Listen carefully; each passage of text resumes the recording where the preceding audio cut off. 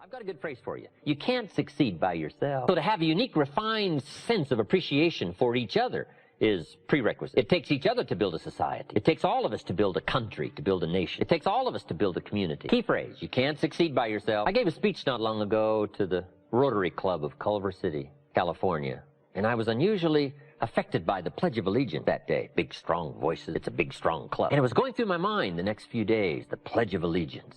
And the more I thought about it, the more I thought, what an important key document, right? The Pledge of Allegiance. And so I started writing, and I wrote a discourse on the Pledge of Allegiance. I took each key word and did a little summary for our Tape of the Month Club. Wow, the Pledge of Allegiance is unique. It starts with I and ends with all. The pledge starts with I and ends with all. It takes all of us to make any one of us successful.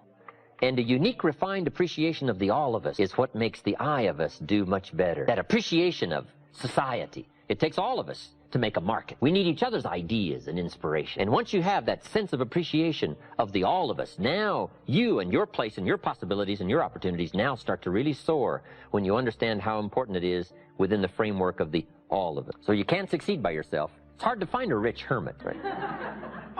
Now here's the big biggie. It's how you feel about yourself. That's major. Understanding self-worth is the beginning of progress. How valuable are you? What could you do if you had all the skill?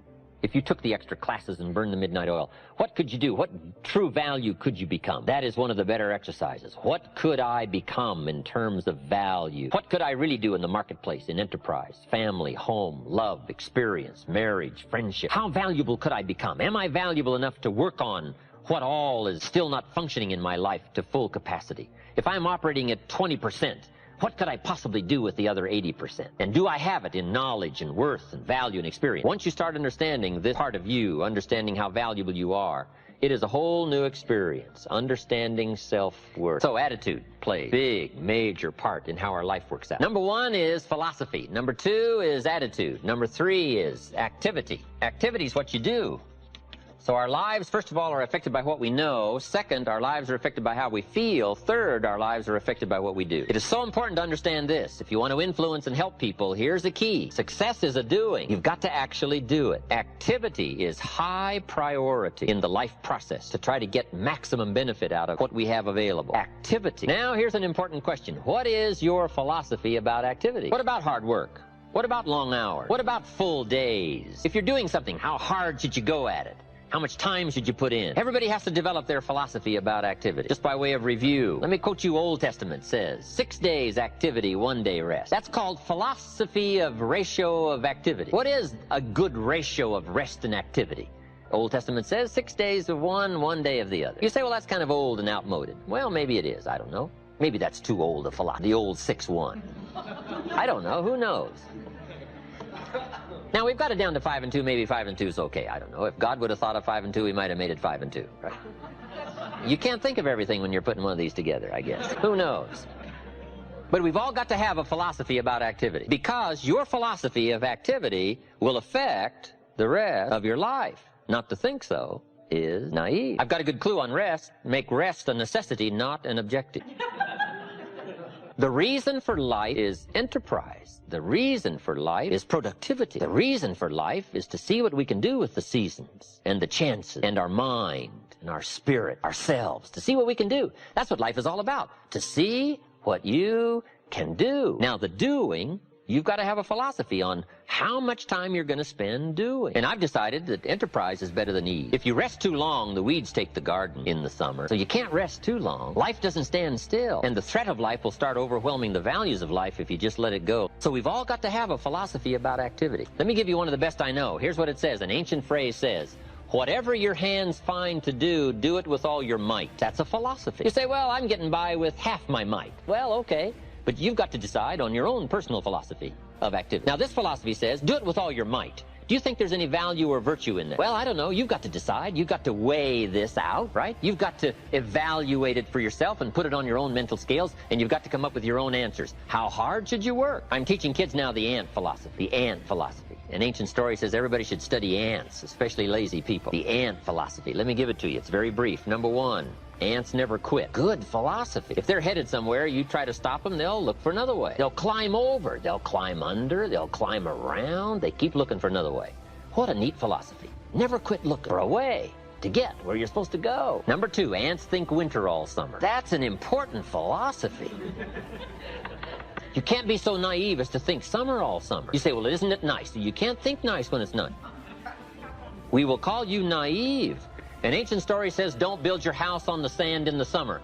Why would we be given that advice? Because it's easy to build your house on the sand in the summer, but you must not be so disillusioned. So ants are smart. They think winter all summer. In the summer, you got to think storm. You got to think rock. You can't think sand and sun. Key philosophy. Number 3, ants think summer all winter. That's so important. I'm sure all winter long ants say, this won't last long. We'll soon be out here. What a neat philosophy. What a neat attitude. This won't last long. We'll soon be out of here. First warm day, the ants are out. First warm day, they're out. Now, if it turns cold again, they'll dive back down. But first warm day, they're out. They can't wait to get out. What a neat philosophy. Can't wait to get at it. We teach in leadership skills. Average people look forward to getting off. Successful people look forward to getting on with it. The guy doesn't want off. He wants on.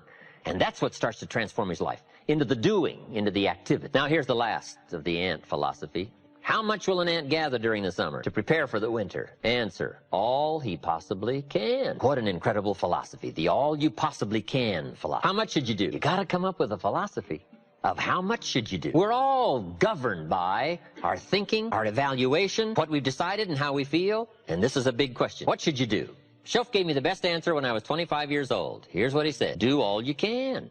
How many books should you read in the next 6 months? As many as you can fit into your schedule. Because the book you miss won't help. What if a guy missed the book, Think and Grow Rich? The guy's 40 and poor and he missed the book. He lived in the right country, but he missed the book. He was a nice guy, but he missed the book. He was very sincere, but he missed the book. He worked hard, but he missed the book. I'm telling you, if you miss the book, no telling what treasure will be missing in your life if you just miss the book. How hard should you work? The ant philosophy. The man says to me, I'm making about $50,000 a year. Isn't that enough? Now, what would be your philosophical answer to someone who says, I'm making $50,000 a year. Isn't that enough? He said, my kids are doing okay, and he said, I got my bills paid. So what would you say if a guy says, I'm making $50,000 a year. Isn't that enough? I said, yes, $50,000 a year is enough if it's the best you can do. We don't call enough an amount. We only call enough your best. If you're capable of making $500,000 a year and you make $50,000 a year, we call you loser. Now, it isn't the difference between $50,000 and $500,000 that's important. What's important is the full extent of your reach. That's what's important. The only way to feel maximum good about yourself is to extend yourself to the full capacity of your reach, your intellectual reach and your physical reach, and your potential and your possibility to do the best you can. What should you do? All you can. How many books should you read? As many as you can. How many skills should you learn? As many skills as you can. How many people should you touch? As many as you can. What all should you engage in? As many things as you can. Why not go to the max? I've got a good question for you. How tall will a tree grow? As tall as it can. Did you ever hear of a tree growing half as high as it could? No. Trees don't grow half. They grow all. Full. They drive their roots as deep as they can, stretch as high as they can, produce every leaf they can. Trees go to the max. Now, why would human beings settle for less than the max of their capacity? Simple answer. They have the power of choice to do so. It gives us the dignity of being human beings called the power of choice. So we've got a couple of choices. Let me give them to you. Here they are. To be all or to be part. Now, this is a philosophical discussion. You can choose to be less than you were designed to be, or you can choose to be all you were designed to be. I'm merely suggesting that you ponder what the all might do for your life in the next 1 year, 3 years, 5 years. If you refined your philosophy of activity and went for it all. So the difference in value is not the amount. If you do the best you can and you make $10,000 a year, we call that enough. If you do the best you can and you make $1 million a year, we call that enough. Enough is not the difference between 10,000 and 1 million. Enough is simply doing the best you can. A group of psychiatrists invited me to come and lecture in Los Angeles. Not too long ago, I thought that was fascinating. I never graduated from college, but they wanted to hear my story, so I go talk to the psychiatrist. Then in the middle of my talk, I had the audacity to say, ladies and gentlemen, let me tell you what I think most messes with the mind.